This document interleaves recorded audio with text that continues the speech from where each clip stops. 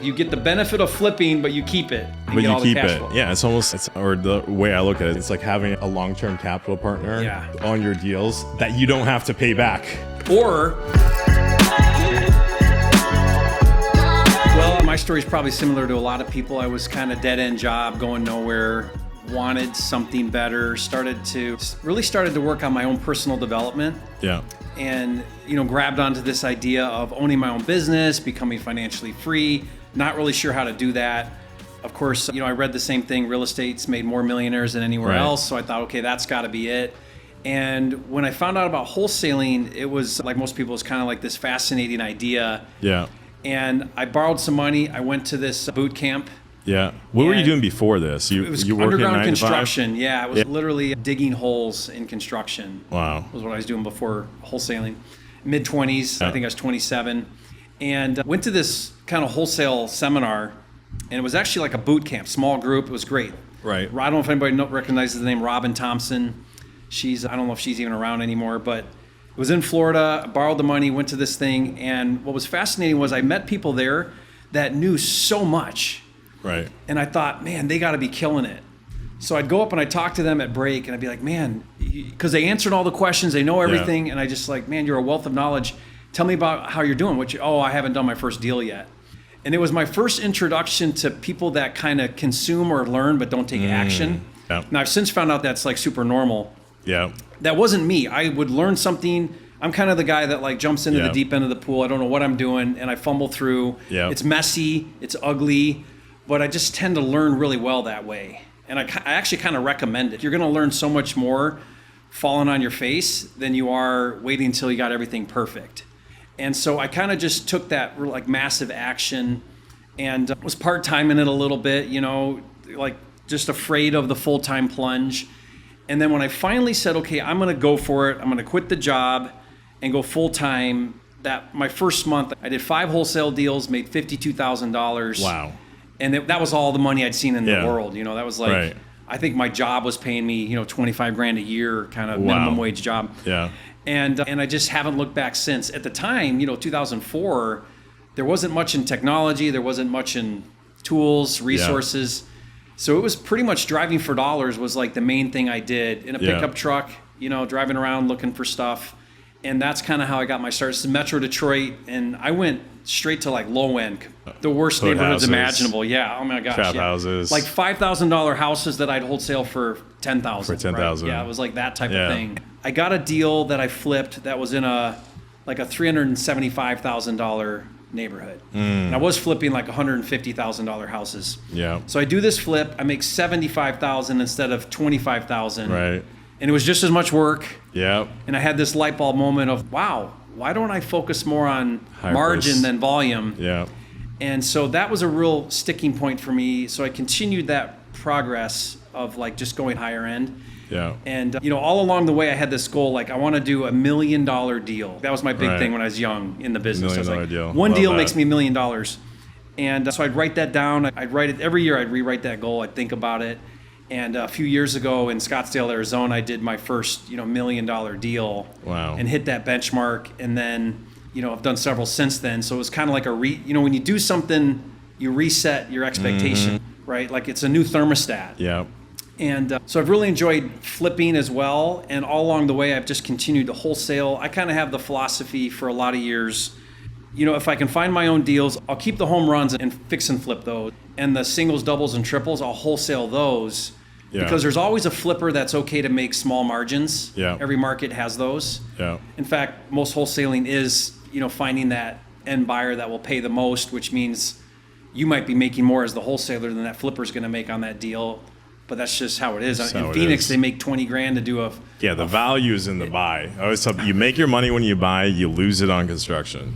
Yeah, definitely. And so I've always kept wholesaling as kind of my grassroots because wholesaling saved me in a lot of messes. Yeah. There's been several times where, I've overextended. I've got too many loans, too many deals. And I'm like, man, I got to go wholesale some deals so I can make my loan payments next month.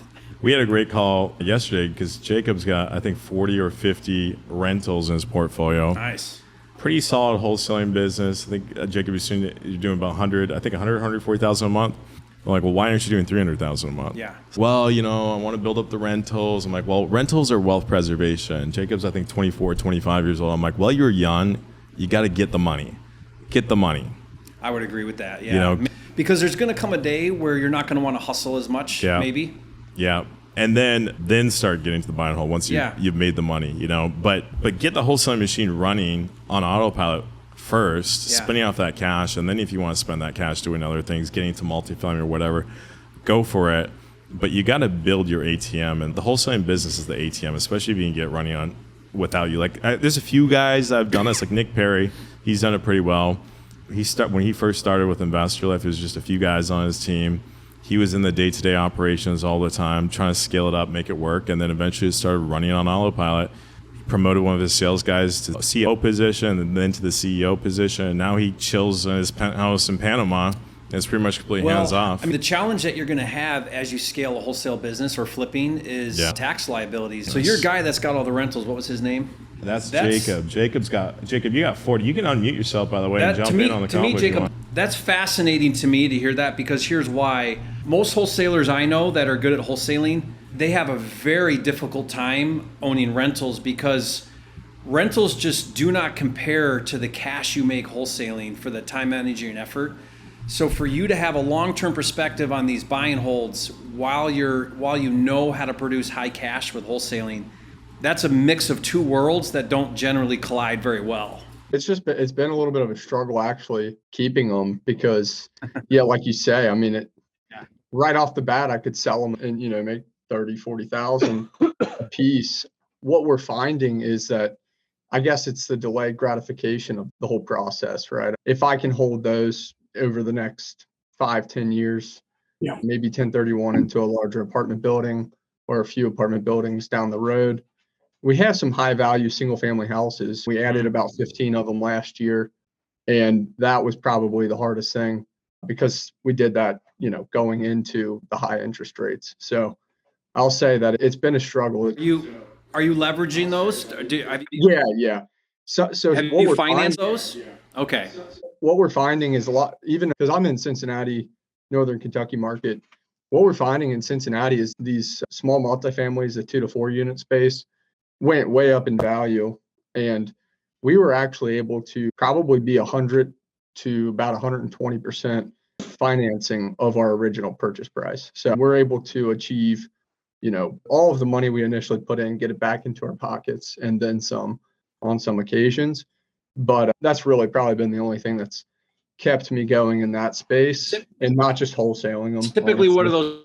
So since you're highly leveraged on them, what's your cash flow typically on average on those properties? Cash flow is good. A good example is that we paid probably between 75 and like 135,000 a piece for some 4-unit buildings in Cincinnati. And those same configurations down the street, they're selling well into the 2s. We just got in the COVID time period where everyone was real afraid of rental property, and that helped to really boost us there. Yeah. So our cash flow is really good on them. You're paying all the utilities on those small buildings, essentially, besides electric.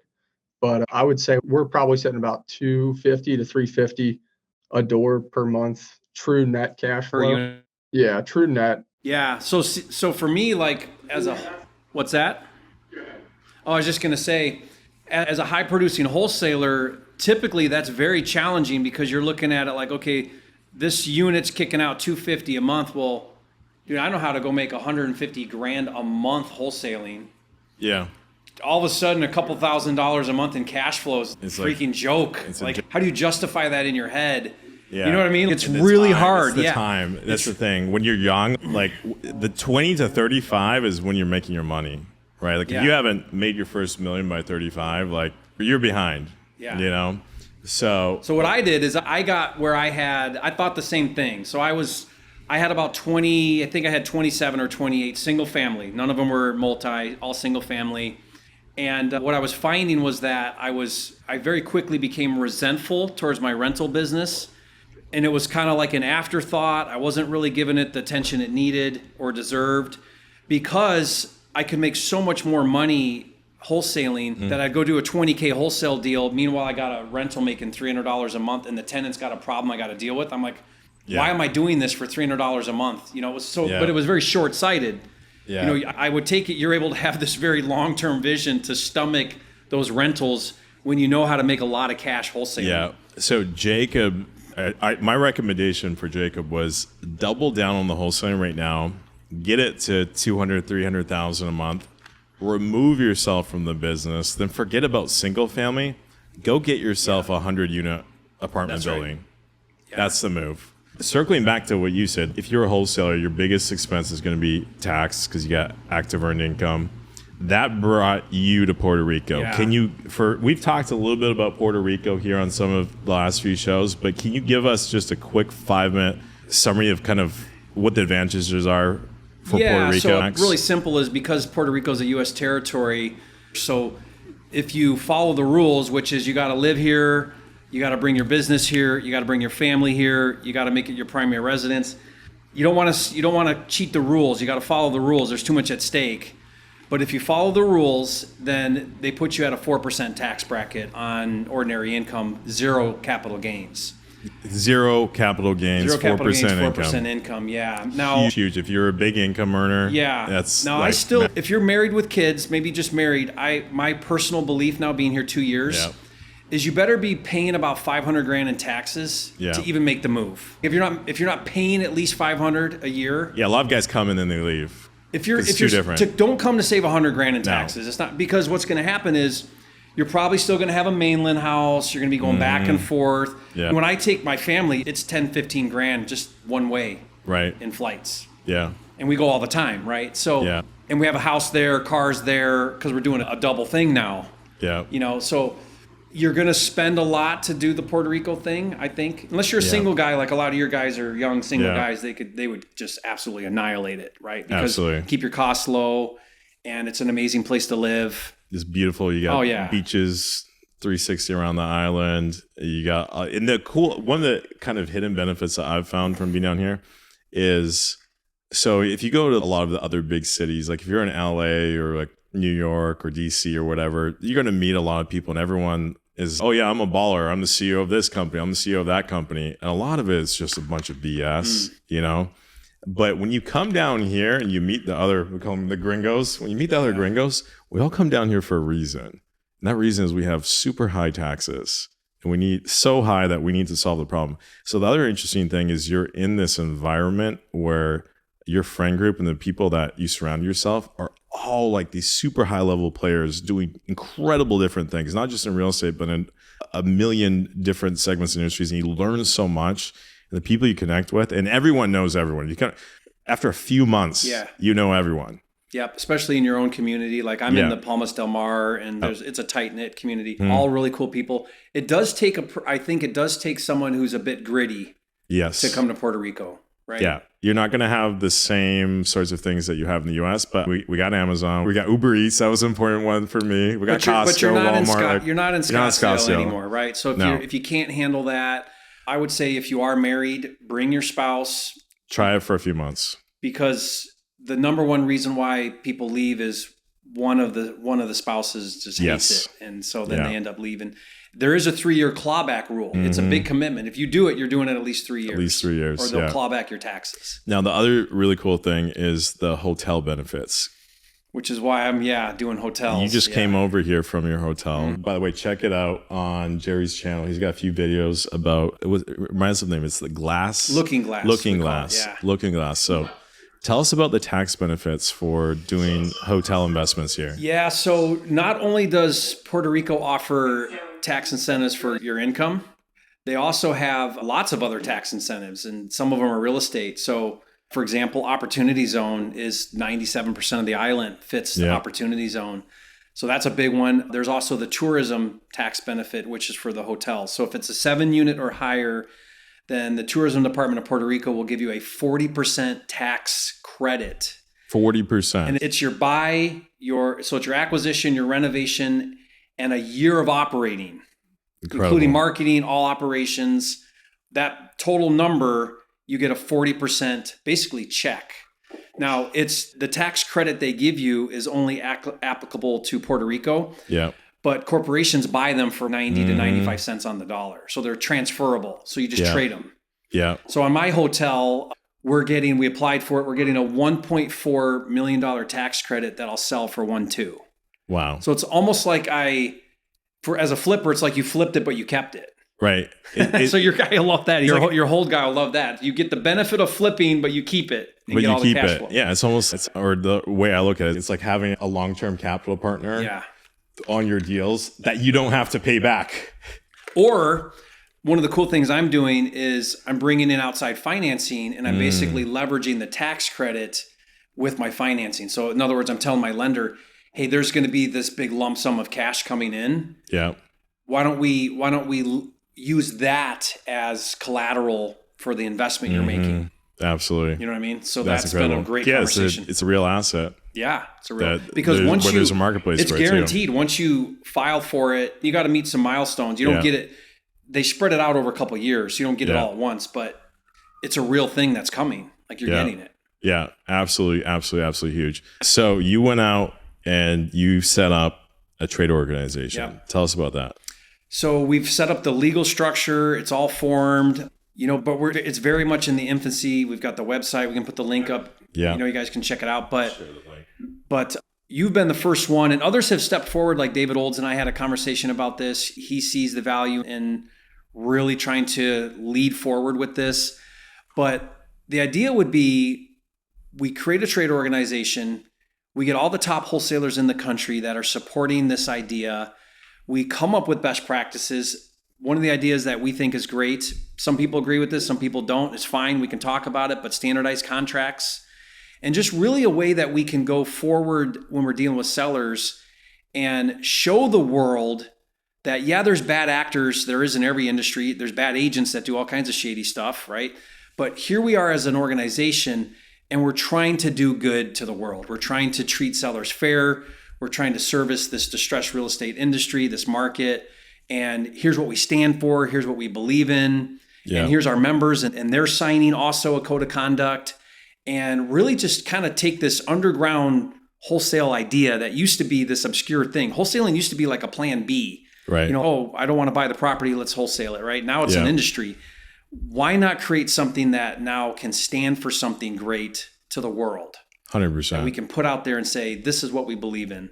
Yeah. This is how we're actually helping people. This narrative that's going on isn't true. That's an isolated experience, not what's really happening. My experience is sellers hug me and thank me and are blessed by what I've done for them, right? Yeah. If you do the business right, you do it ethically, we provide a valuable service. And to be honest, a lot of times we're making about the same amount of money as a realtor. Maybe we might make a little bit more sometimes on certain deals. Business is always about getting the right risk-adjusted return. Yeah. When we do a deal, wholesaling a deal, we're taking a lot more risk. If people want to follow you on Instagram, social media. Yeah, just Flipping Mastery. Flipping Mastery across the board. Yep. Make sure to follow Jerry. Like literally every day there's videos going out. Every day. And the content is absolute gold. I still watch almost all of them all the time. Oh, thank you. Yeah, appreciate absolutely. That. Years later, started back in 2014. I'm still watching. So Jerry, thank you so much. Appreciate it. Thank you. Thank you guys all for joining us live. And we're going to be back next week again with a guest. Same time, same place. So enjoy your Friday afternoon. Enjoy your weekend. Get rested up and go crush next week. We'll see you next Friday, guys. Awesome. Thanks. See you guys.